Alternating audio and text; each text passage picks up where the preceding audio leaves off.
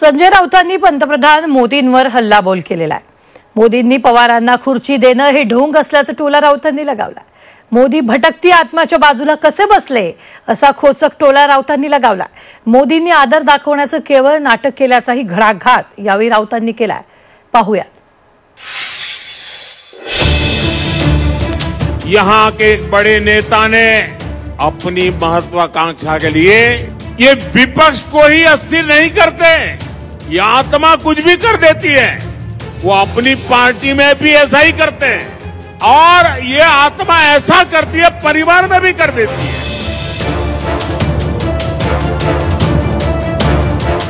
भटकत्या आत्म्याच्या बाजूला प्रधानमंत्री कसे काय बसतील, त्याला कसं काय पीएमओने बसू दिलं। दिल्लीमध्ये अखिल भारतीय मराठी साहित्य संमेलनात पवार मोदींच्या आसन व्यवस्थेवरून संजय राऊतांनी मोदींसह भाजपला टोला लगावलाय। मोदींनी पवारांना भटकती आत्मा म्हटलं होतं, त्यामुळे मोदींना पवारांच्या बाजूला कसं बसू दिलं असा सवाल करत राऊतांनी खोचक टोला लगावलाय।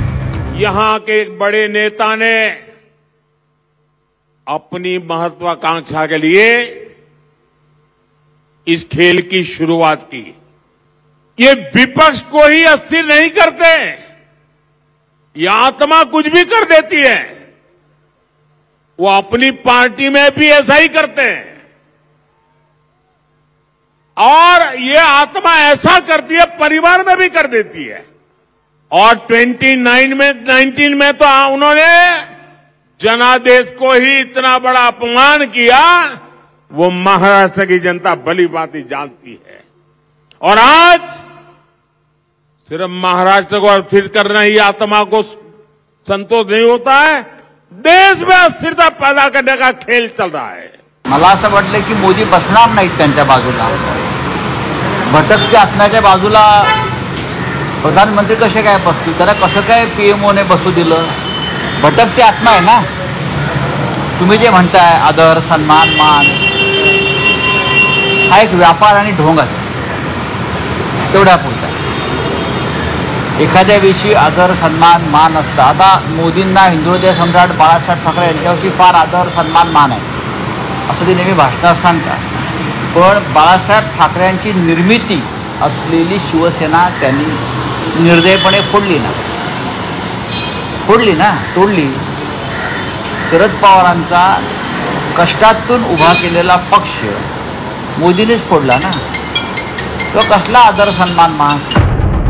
साहित्य संमेलनाच्या कार्यक्रमात नरेंद्र मोदींनी पवारांना खुर्चीवर बसण्यासाठी मदत केली, तसंच मोदींनी पवारांना पाणीही दिलं होतं। दरम्यान यावरून संजय राऊतांनी नरेंद्र मोदींवर टीका केली। पवारांप्रती मोदींनी दाखवलेला आदर नसून ढोंग होतं अशी सडकून टीका राऊतांनी केलीये। काका आणि पुतण्यांनी महाराष्ट्र लुटला असं कोण म्हणाले? नरेंद्र मोदी म्हणाले। त्यातला पुतण्या त्यांच्याच व्यासपीठावरती काल त्यांच्याच पक्षामध्ये आहे लुटणाऱ्यांपैकी, आणि स्वतः काकांसाठी मोदी खुर्ची ओढत होते, बसायला पाणी देत होते। याला ढोंग म्हणतो आम्ही, ढोंग।